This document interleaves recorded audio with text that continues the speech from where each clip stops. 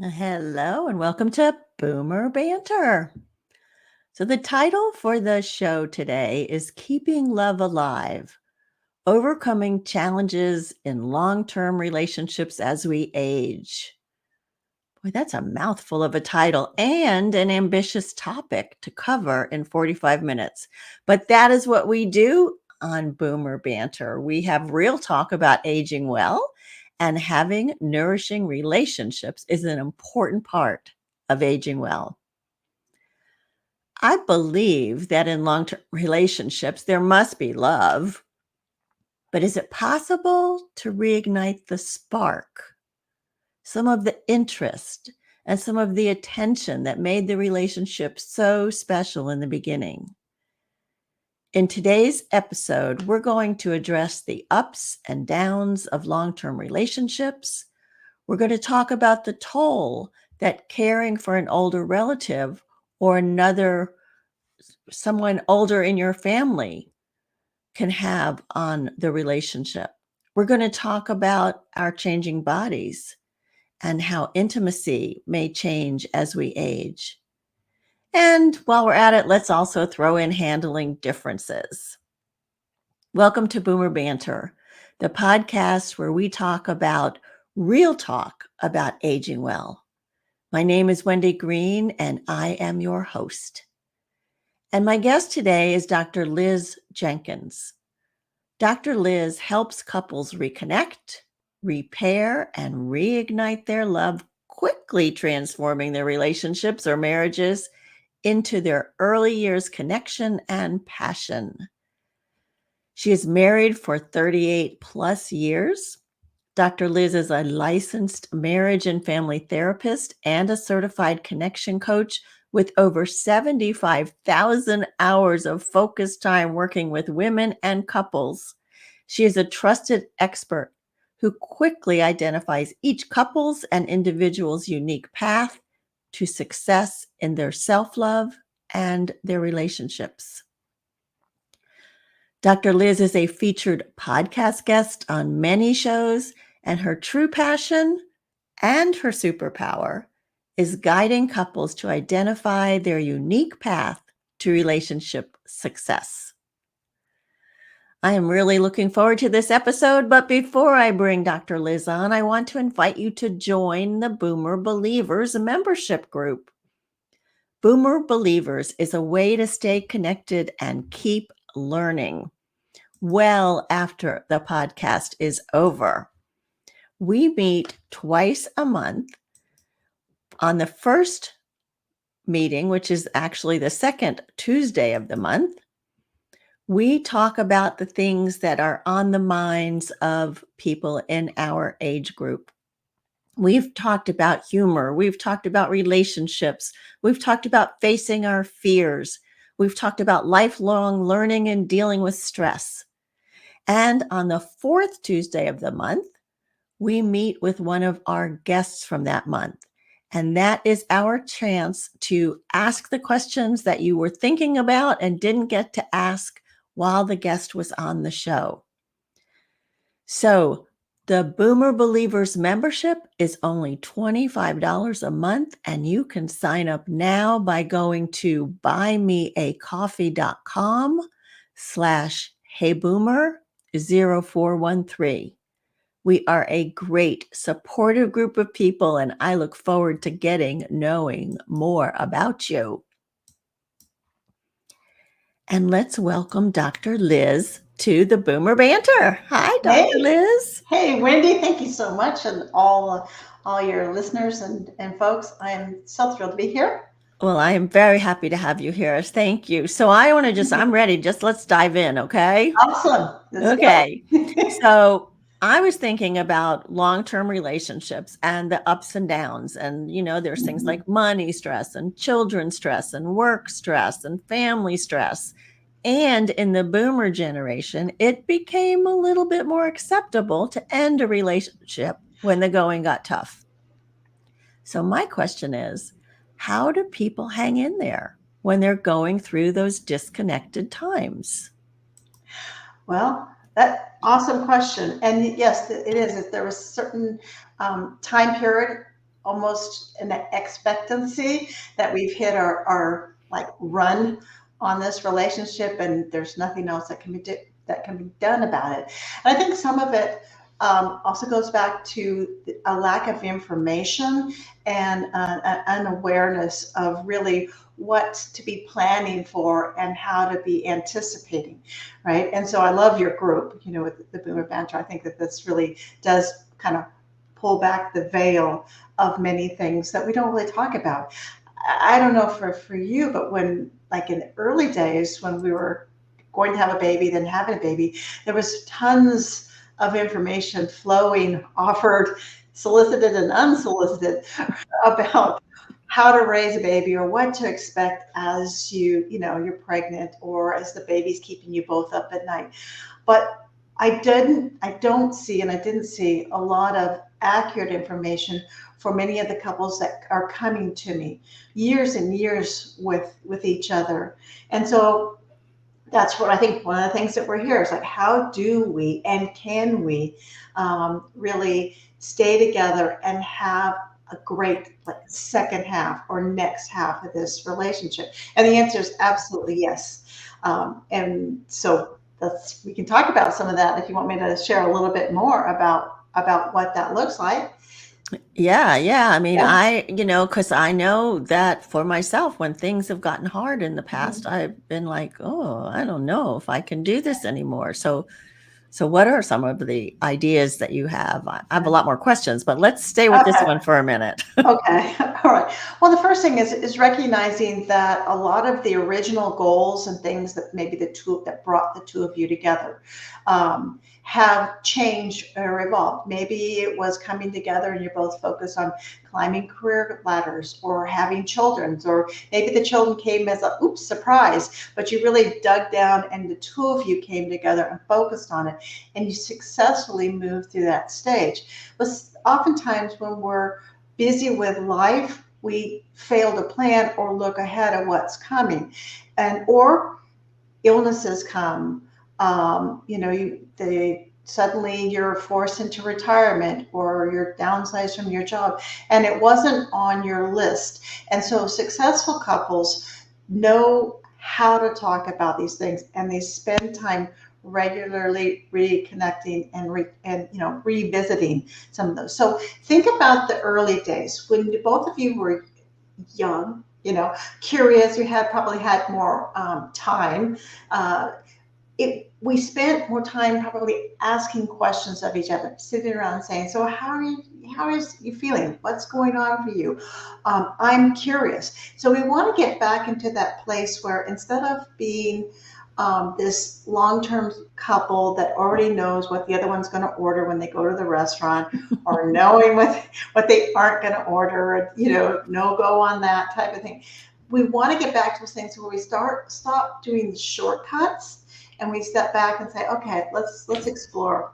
And some of that means just really identifying maybe a rut that the two of you are in, or identifying that we stop asking, how do you feel? And we also stop asking ourselves, what do I want? And how does my next, tomorrow look like? Yeah. So, I tend to think that falls to the woman most of the time to start those conversations. And what do you do when the man is not interested in responding and having those kinds of conversations? Okay. Well, guess what? From the inside, behind the screen, so to speak, I see many men as devoted or as interested, sometimes even more than their wives or the woman.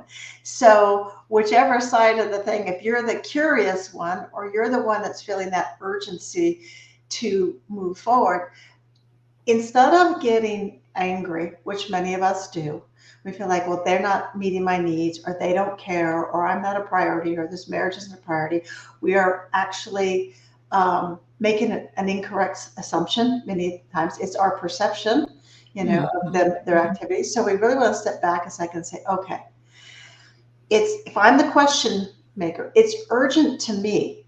They aren't in my head and they aren't thinking what's going on. So it's my job, my role, is to bubble it up so they understand why it's so important for us to keep the Netflix off and talk about, um, you know, what retirement's going to look like, or Social Security, or, the kids are finally out of the house, or, the folks are finally out of the house.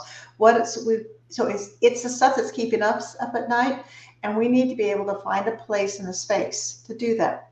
Now, like any great business meeting, and yeah, relationships are very much business at times, where we have budgets and we have things, expenditures and things we want to achieve, and growth, growth in kids, growth in income, pets in our world right now. We got it. It's fun, but we want to not ambush our partners. So what's a good business meeting? We ask for a time. I say, hey, is tomorrow a good time, after work, or, Saturday morning a good time? We want to let them know a little bit what we want to talk about. I really want to talk about like where we're going now. You've retired maybe, and I'm thinking about that, and what does that look like? Or we've been in this house for X amount of years, and I feel like it's too big, or whatever it might be. You give them a taste or a little bit of the agenda. The reason is you want the timing to be where they're rested and they're ready and available to talk to you about it. You want to give them the agenda so they also have a chance to catch up and get on the same page as you, or to get on a different page, but starting to think about in their world. So they're coming prepared. And then the two of you sit down and you just kind of keep it open and flow, and being curious of one another. So that sounds very practical and problem solving related, about the business side of the relationship, right? But what if your thing that you want to talk about is them? the way they're maybe they've retired and now they seem to just be sitting on the couch and doing nothing, and you're feeling like that's not good for them, and you need them to get up and get moving or be more interesting. Or so now it's like, Okay. how do you do that without putting them on the defensive? Great. Good question.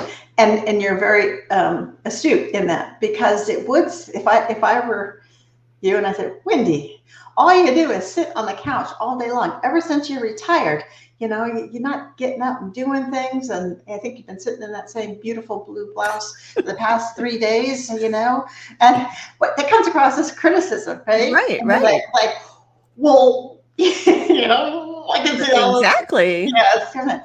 So we turn it into a concern, or maybe a complaint. And how we do that is we put it back on us, because concern. It might be like, hey, Wendy, I'm really concerned about this transition for retirement.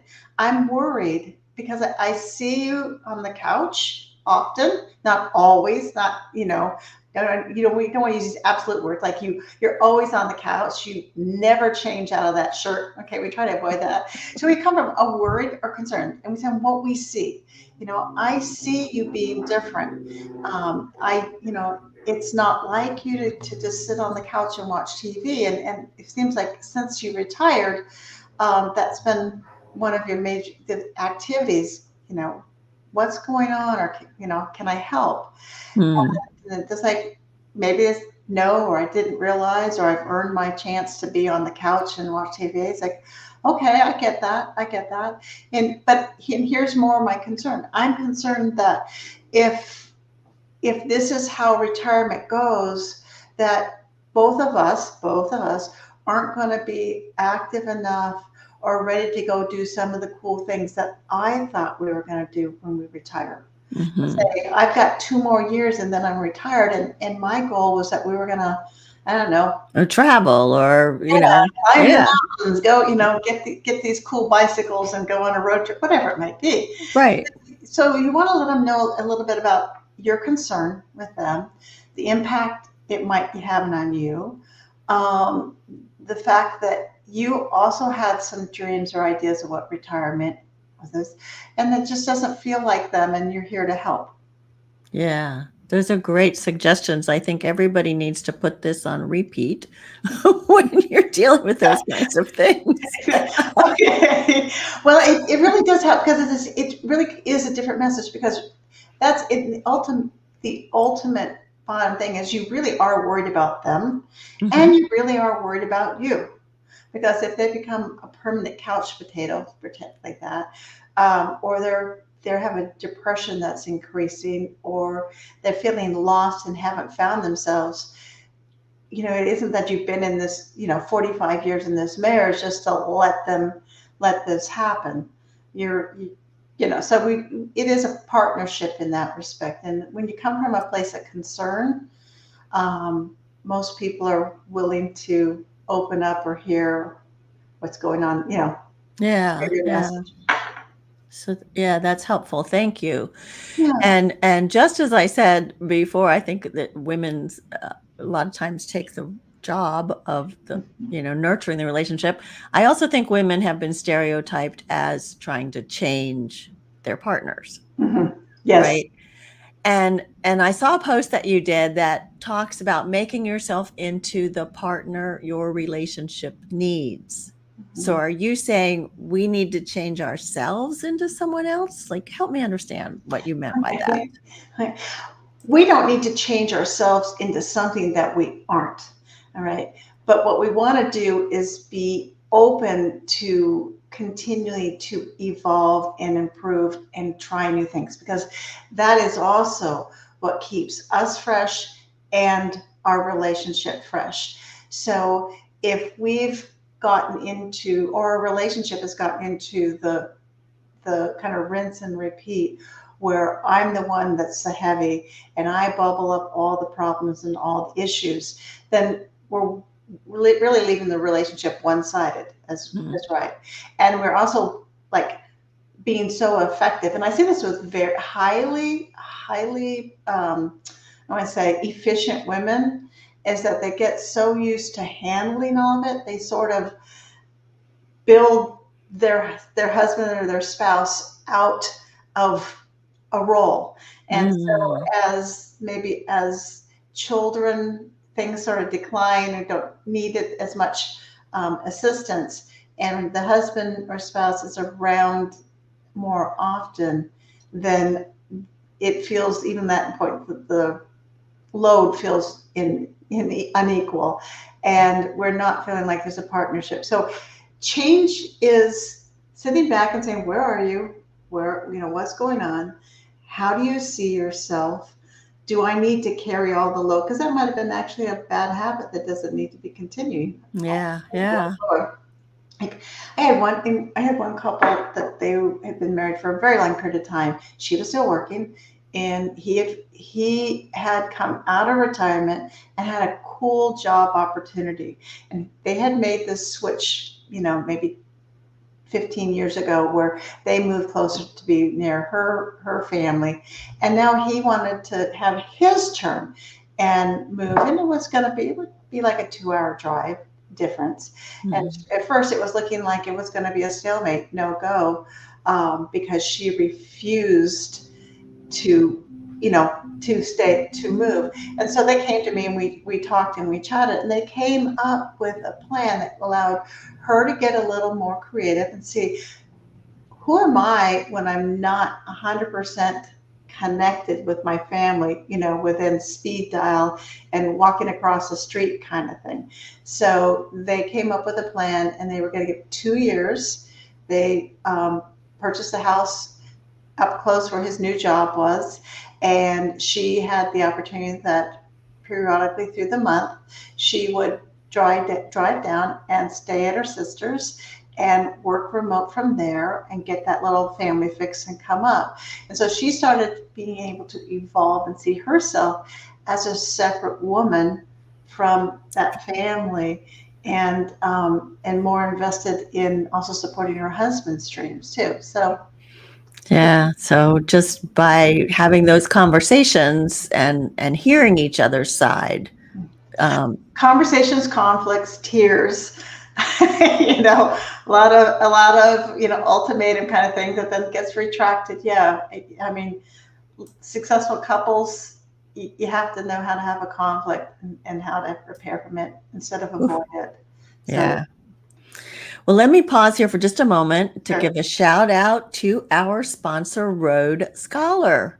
Road Scholar is the not-for-profit leader in educational travel for boomers and beyond.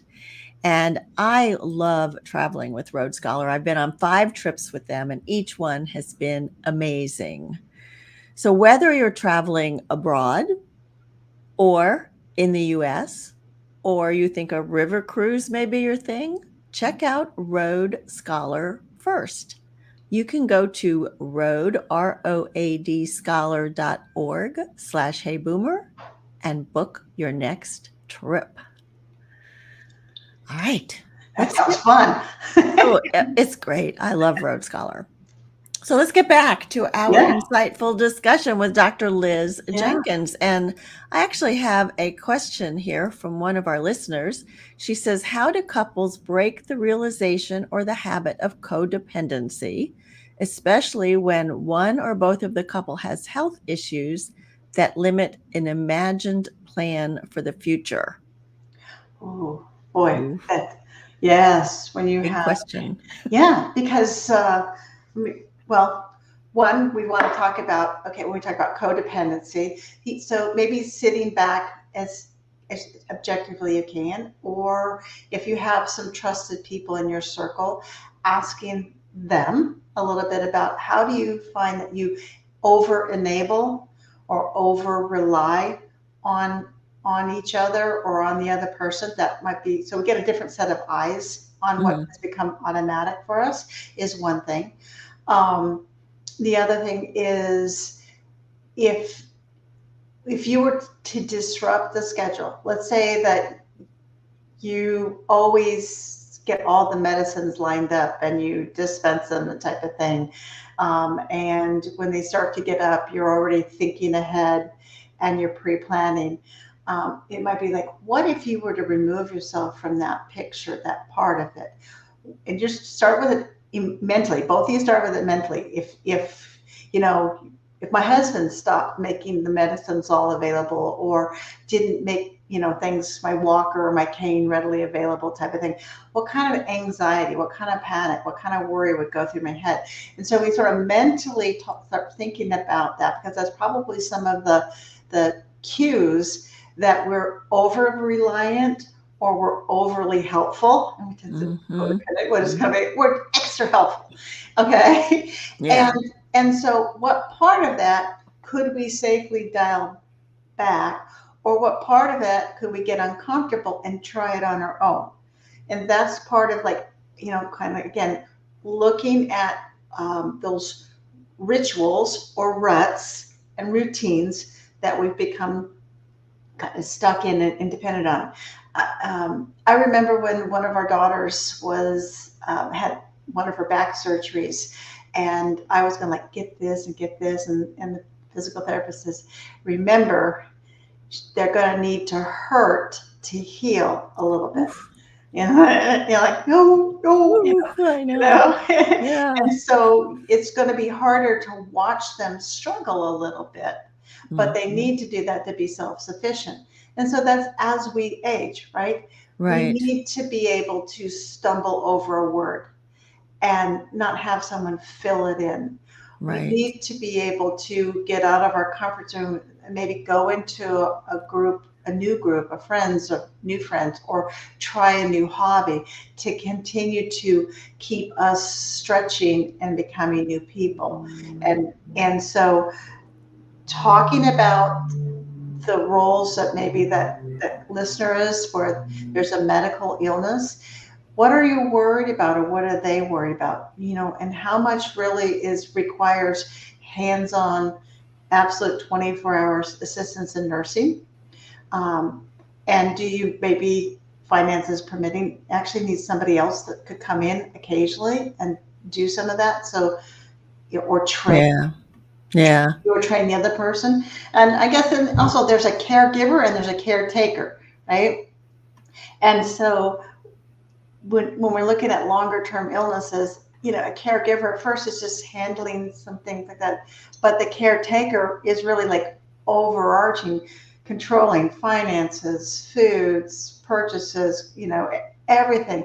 And is that the role that one of you needs to be in at this point in time, or are we jumping in a little too early? Taking on too much. Mm-hmm, Yeah. mm-hmm. And you know that there's going to be pushback, because if you change the rules of the relationship or the rut that you're in, as you say, it gets a little bit It gets dicey. uncomfortable. Yeah. Right. But it's not sexy being somebody's, parenting kind of thing. That's not, many times it is necessary, important, short term or long term. Got it. But it does something on the mind and the relationship when it moves us from being kind of equals and sexy and spicy and interesting to more one's, heavy and there's a dependency. So, Right. So I'm glad you brought up sexy, because I want to go there. okay. And I want to talk about intimacy. Mm-hmm. So, as we age, our bodies change, right? We don't have that 20-year-old sexy body anymore. We may not be comfortable with sex at all anymore, or we may be bored with the same old, and so we've let that intimacy lapse. So, how do we keep intimacy alive in a long-term relationship as we age? All good questions and all real situations. Some people want to be intimate, like I said, but they either physically can't, or it's uncomfortable, or says like, the desire has dropped, hormone levels have dropped. Other folks want to, but they're really just not proud or comfortable with the way that they look, or many times, like I said, some people have gotten a little heavier, and maybe there's a little bit more knee replacement going on. And so we aren't perhaps as athletic. Although, man, I've been seeing some of these men and women on. Wow, they were working out. Like, man, they put me to shame. I've got to up my game there on this 100-year-old gal that's winning all these sprints and races and stuff. So, so it's never too never. So I guess one of the things is intimacy really does start outside the bedroom, and if we're bored, or we're in these, we talk about the caretaker, the caregiver roles and things, it's going to be very difficult to get that spice going on. And if you've come from maybe a drought where you had a lot of kids coming in and out, or financial stresses or illnesses, understand that where you are isn't bad, and it's not a sign of, are you guys not a good match? I really want to emphasize that is not, that let's, okay, well, we got to end this one because obviously we don't click anymore. A lot of different factors that come into it. Having the interest or having the desire of wanting to be closer to each other requires being deliberate. It is not something that you just can like, oh, well, I hope it happens. It means getting more excitement and interesting things going on for yourself first. You got to kick up yourself. Maybe it's looking at your wardrobe. Are you still wearing the same, black jacket that you always wore, and it's a 15-year-old jacket? Maybe there's a time that we need to change up some of our style, but that in itself has us feeling and looking differently. Starting to do things together that are new, coming up with a new hobby, new sort of interests, working out together.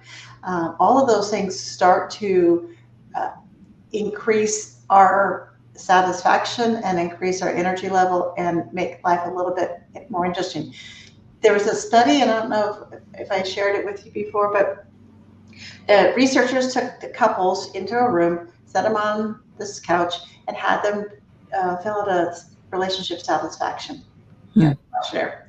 Sent them out, put them on an obstacle course, tied the legs together, they had to hop around, crawl around, throw them back on the same couch, gave them the same assessment, And 100% of those people, after the obstacle race course, they rated their relationship satisfaction much higher.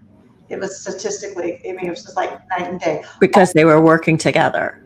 Working together, doing something novel, Fun. laughing, falling, yeah, getting the adrenaline going. That is simple. And so it doesn't have to cost anything, guys, to get some of that fun back into your relationship. And so instead of aging and getting more serious, maybe we start aging and being more playful and fun like we were in the early years or as we were as kids.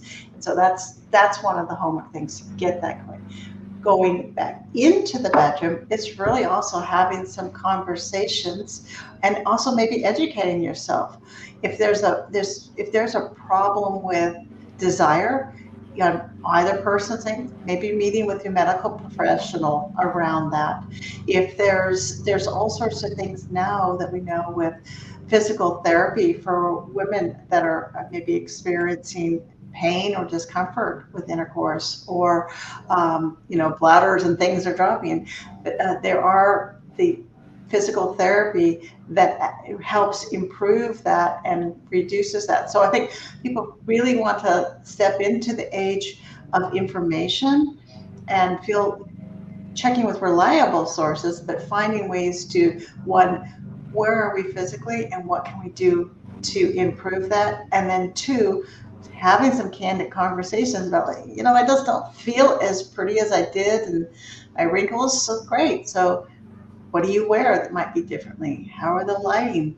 No lights, some lights. Right. And I think intimacy is more than just the sexual act, So I think that you can find ways to care for each other and, Absolutely. be close and pleasurable together. And, if intercourse isn't the thing, there, Yeah, no, right? that's not always, and not as often as people think. And I think that's one of the myths, and people come like, well, how much and how often are people actually doing this? It's like completely across the spectrum, and the numbers vary. But what really matters is it right for you? Is it right Right for for you. your partner? And is it right for the relationship?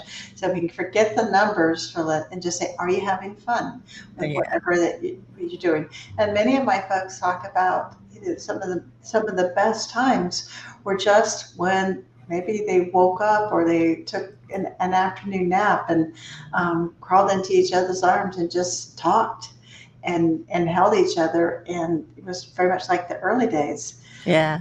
Yeah, and those are nice times. Mhm. Yeah.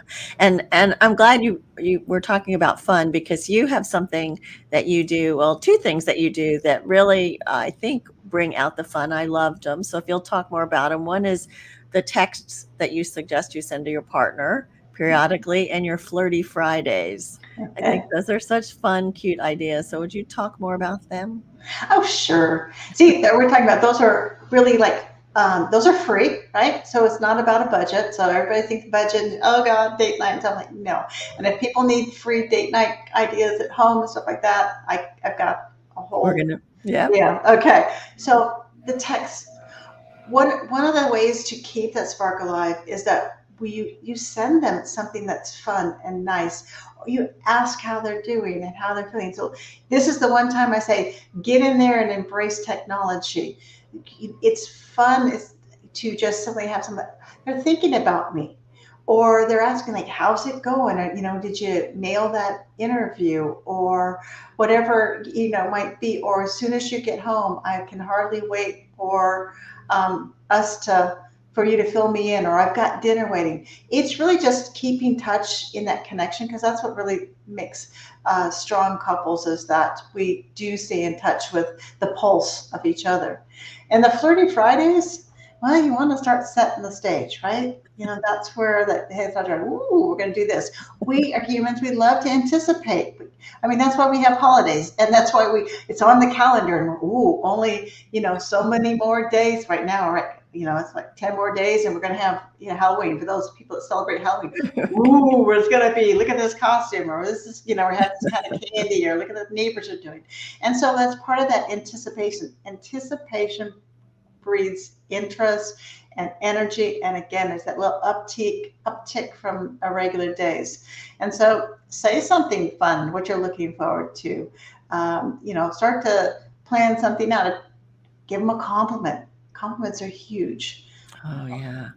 And what what if you have like routines that you do? Like my partner and I, we like to play pool on Sunday nights. That's Oh, our little okay. thing to do, or I love it. share gratitudes or something. So, Mhm. what do you think? Does that get stale, or do you like the idea of having like regular things that you look forward to? I love regular things, rituals of connection, traditions. Those are grounding for a relationship and for a couple. And as humans, that builds the sense of being known and being heard. And so, pool is something you guys look forward to. You have fun, and it would probably feel really awkward if when those days when you can't do that, or disappointing, like, oh, I missed that, but that's I okay, know. we got it next. Okay, so if you haven't created these rituals connection, and I'm guessing a lot of people do, sometimes they're negative. Mm, So let's do the fun ones. Let's say, how do we check in with each other? How do we compliment? What is something that you want to do, and put it on the calendar, put it on your watch, your phone, make a note so that it's a new habit, a good habit that keeps coming up. I don't know, for a lot of folks that maybe aren't in the boomers, but I grew up in the age where the TV guide came out. Okay, we're building anticipation. If you wanted to watch this movie, or there was the regular show, it only came out, say, at Tuesdays at 8 o'clock. right. If you weren't there, you missed it. So we carved out time, right? We got things done ahead of time, or prep dinner or whatever, but the world stopped so we could watch it. And that was something that my husband and I, we had a couple TV shows that we really looked forward to, and that was our nights. That's right. Yeah. And so find that something that's like, that's our thing, that's our night, whatever it is. I like that too. Yeah, we used to do some of that. Um, so one more thing, Okay. um, I think one of the challenges that we face as we get older and we're in relationships is some of our responsibilities to aging family members, or, if you in a blended family, to kids that are yours but not your spouse's. And so we could end up struggling with some guilt. Like, am I giving enough time to this part of my family, and now I'm taking time away from my relationship, or am I Mm-hmm. giving enough time to my relationship and taking time away? So that all that guilt and yeah, how do you deal with finding the right balance with that? It's ever changing. Yes, absolutely. You're talking about one thing that's called like the sandwich generation, where we might even have, depending upon art, blended families, whatnot, we might even have some kids in the house, or we might have ones that boomerang back and forth. They go out, they come back. So we have these aside. And then we have, if we're so fortunate, we still have our aging parents or aging relatives who really do require some time, attention, dependent upon their needs. And so you do feel like, okay, because also for a lot of us folks, we're still working. So we have our home to run, our relationship to be involved in, our careers or work, and then we have these pulls on. And I want to say there isn't a clear cut answer. It really does, again, go where, what your life and what your demands are. And so you and your spouse can sit down and talk about, here's I'm feeling stretched. Okay, it's like, I'm feeling super stretched. I feel like I go go go go go. The kids are all great in their world and their lunch, but say I have elderly parents that I'm worrying about, and they're constantly calling me, needing me this, and so the weekend isn't my weekend because I have to take them on their weekly shopping, whatever it might be. So we really start talking about the stressors that even makes us feel guilty for Mm-hmm. saying that. Okay, I'm so sick of having to take my uncle to the market every Saturday, and he just wants to go so slow, look at every item, and so we want to talk about that, and then we start to strategize around, is that necessary, or is there someone else, or is there another option, or is it really my uncle would be just as happy with us visiting than going out, or we want to get to some of the, like the underlying reasons why it's every Saturday. And also we want to talk to ourselves, get to ourselves, like, what is it that's having me sacrifice my life, literally, because every Saturday that's going to be a 3-hour grocery shopping trip and I can't get to my stuff. So when I come back home, all my stuff is waiting there and my husband gets neglected or drops through, or the resentment builds. And part of it is getting creative. Part of it, and you talked about that codependency type of thing, is really what is driving that. I think your support group and your Boomer Banters is a really great place, a forum to talk about those shared burdens, Mm-hmm. but also coming up with some really tough decisions. The one thing, let's see, I want to say this kindly, is that we love the people around, the other people in our life, and we also feel responsible at times, and sometimes we feel guilty if at some level that we aren't doing 150% of what they need.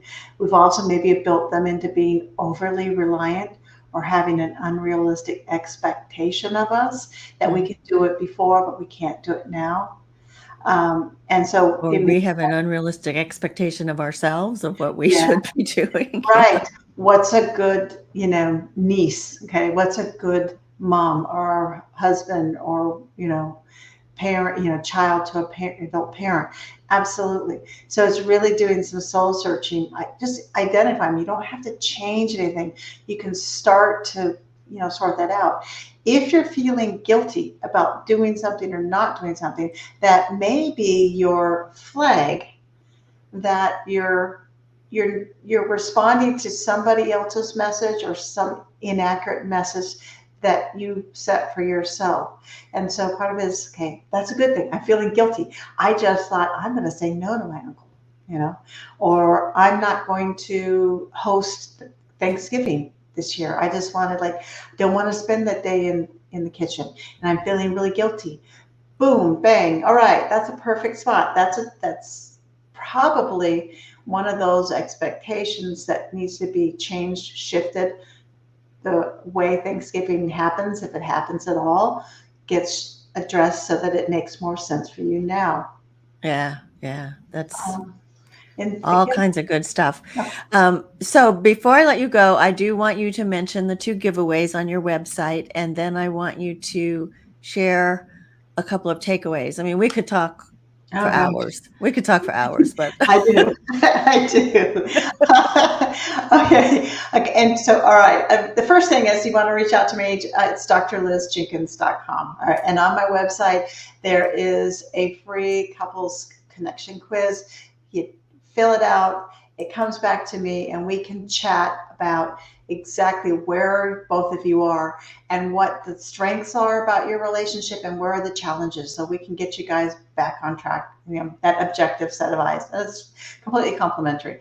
And the other one is my couples cheat sheet. And this is what I highly, highly recommend, is you do the daily, weekly, and monthly ways to stay connected or get reconnected with each other, because we really want to build that love, feeling being heard, feeling that connection that they know you and you know them, plus fun and flirty. And it's a very good way to stay on track and not let maybe things that have been bothering build up for very long. So it's again, it's free, it's complimentary.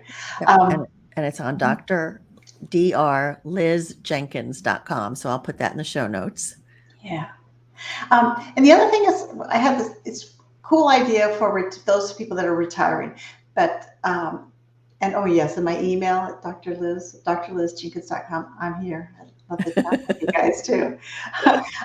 You see, I have lots to share. I guess you guys have dialed me back there, Wendy. But um, as we're going through anything, and we're going to plan, and we talk about anticipation. Had this one cool gal that was looking at retirement. It was felt like forever, but she'd heard that sometimes it sneaks up on you. So she took 5 clear jars and she put 12 beautiful blue stones in each of them and put them in her window. And every month, at the end of the month, she took one of those stones out and put it in a big jar over there. And that helped her track and start to mentally prepare. Now it's 4.5 years. Now it's 4 years now, all the way till she was at retirement. She was much better prepared emotionally. So was the people in her world. She was able to downsize, and she had already had a chance to plan what that next part would look like.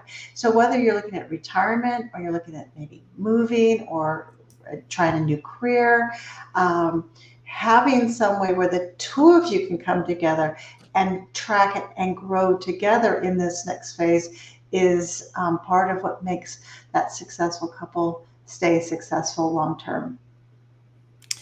Dr. Liz, so much you shared with us in 45 minutes just flew by. So thank you for that. I do want to wind up the month by talking about what's coming up in the last week of October. And our discussions have been about relationships, but this time we're going to switch to the topic of our relationships with our pets, particularly dogs. Oh boy.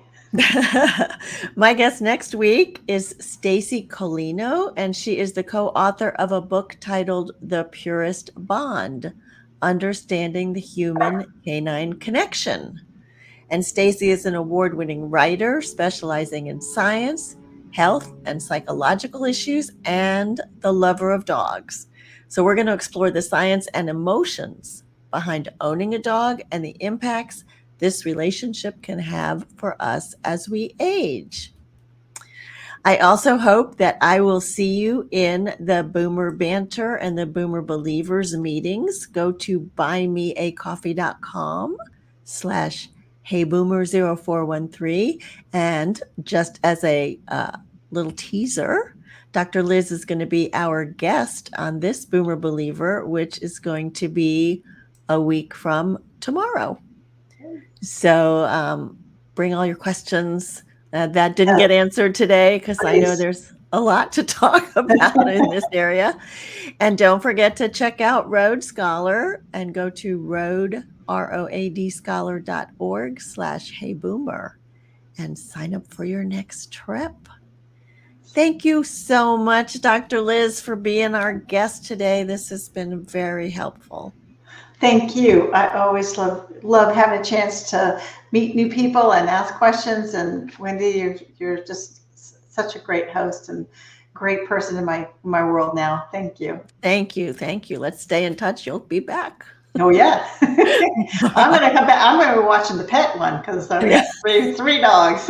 Oh good. Yeah. Our cats may be a little bit miffed, but that's okay. I know. I have a cat, but all right. Talk to you soon. Bye-bye. Bye.